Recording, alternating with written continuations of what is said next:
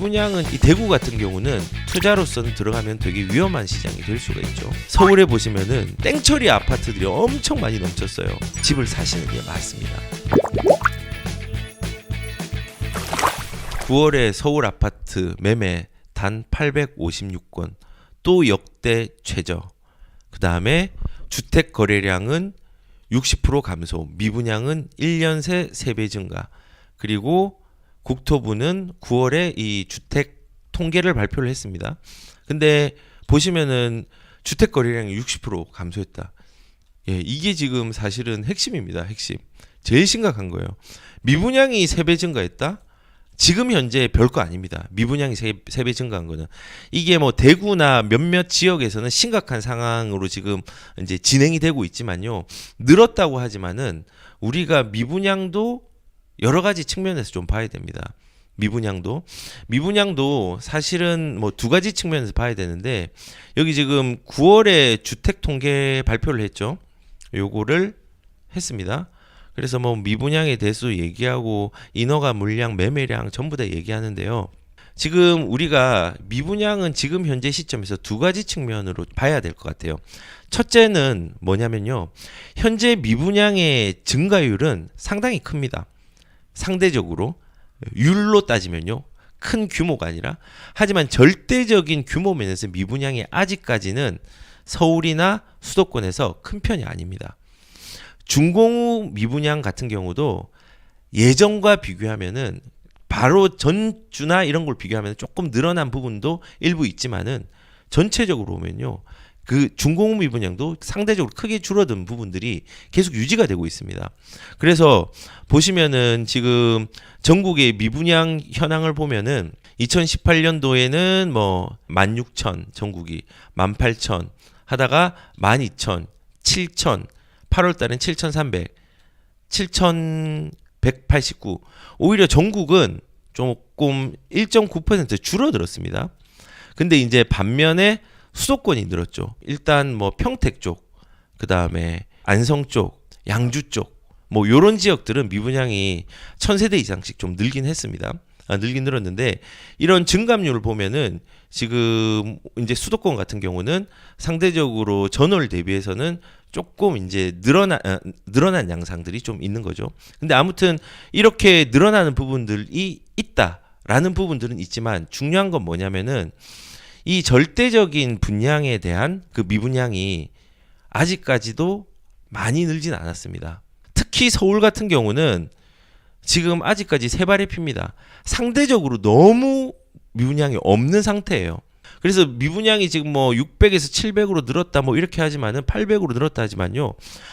지금 따지면은 예전에 비해서, 예전에 서울이 미분양이 많을 때는 지금 보시면은 뭐 3,000건, 4,000건 가까이 갔을 거예요.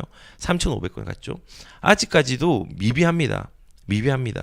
그리고 경기도 같은 경우도 미분양이 지금 뭐 4,000건 나왔다 뭐 이렇게 하지만요. 미비합니다. 근데 조금은 증가할 걸로 예상이 됩니다. 인천도 한번 볼까요? 인천도 지금 이제 늘어나는 추이들이 조금 커졌지만은 아직까지 절대적인 부분들은 늘지가 않았어요. 근데 다만 이제 대구나 이런 포항 쪽이나 이런 데는, 여기는 미분양이 크게 늘었습니다.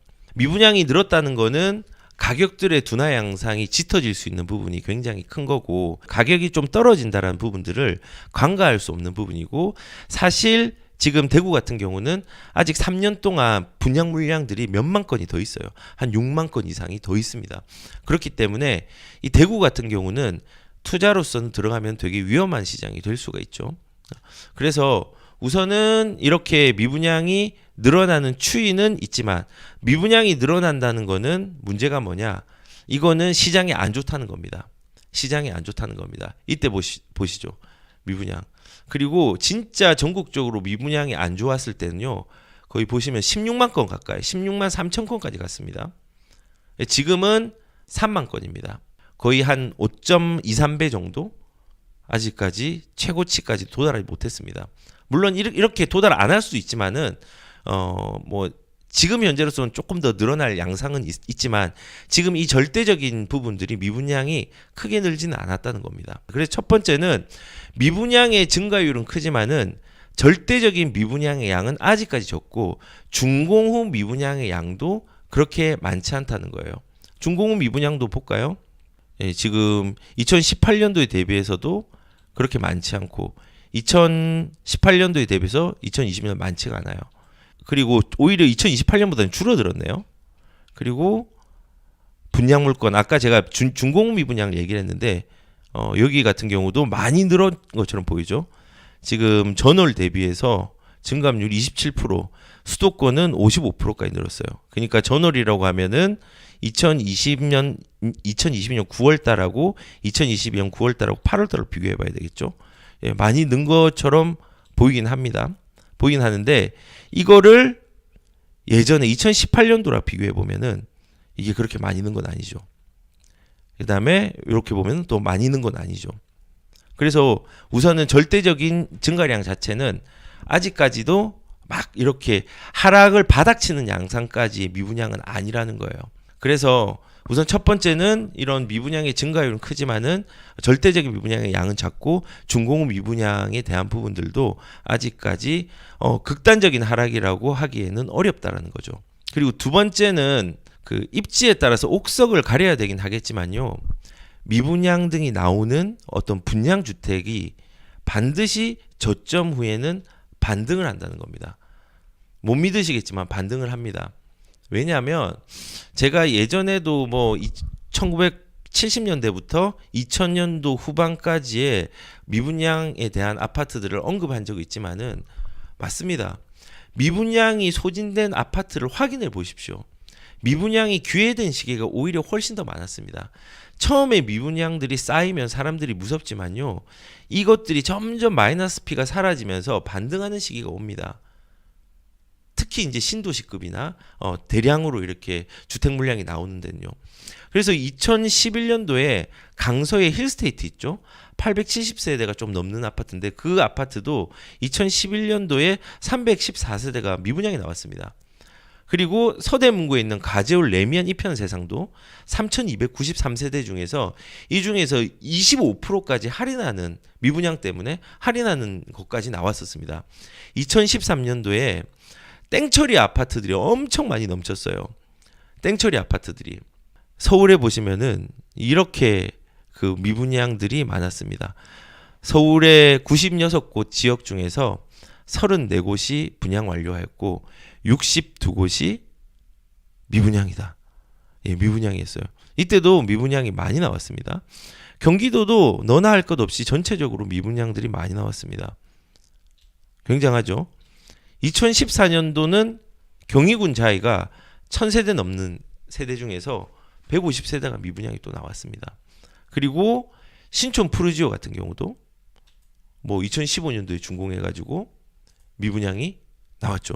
그리고 2016년도에도 그 고래힐이라고 고덕 레미안 힐스테이트도 1500세대 중에서 105세대가 미분양으로 나왔습니다. 2016년도에 준공을 했습니다.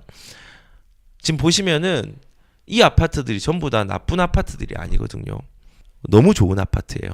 그런데 관심이 없을 때는 미분양이 생기고 시기를 잘못 만나는가 가격이 비싸든가 뭐 이런 여러 가지 원인으로 미분양들이 분명히 생기는 시기들은 항상 존재해 왔고 있습니다. 하지만 중요한 거는 우리는 항상 현재를 보잖아요. 미분양이 생겼다, 큰일 났다, 이게 아닙니다. 입지에 따라서 옥석을 가려야 되겠지만요. 미분양 주택은요. 저점 후에 반등이 반드시 있습니다. 이런 주택들은 나중에 내가 실거주로 가져간다고 하면은 가져가셔도 되는 아파트들이 지금도 저는 있다고 생각을 합니다. 이 모든 집값은요.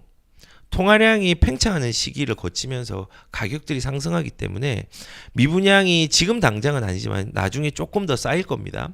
아직까지 절대적으로 많이 쌓이진 않았습니다. 저는 기회를 활용해 보라는 겁니다. 미분양이 진짜로 많이 쌓이거나 아니면은 조금 쌓이다가 금리라든지 세금이라든지 여러 가지 경제 상황들이 조금 나아지는 뭐 내년 시기 정도에 뭐 나아진다라고 하면은 너무 적대되지 않고 다시 소진되는 양상들도 일어날 수 있습니다. 그렇기 때문에 우리는 뭐 지금은 급하게 뭔가를 참여하는 시장은 아니지만은 집을 사는 시장은 아니지만은 이렇게 미분양이 나왔다라고 하면은 많이 쌓였네. 절대적인 숫자만 보지 말고 규모를 보시면서 아직은 완전 바닥을 치는 시기는 아니다라는 것들을 인지하셔야 되고, 두 번째는 미분양은 저점 후에 반등의 시기들은 항상 있었다. 반드시 있다. 이 반드시라고 표현하겠습니다.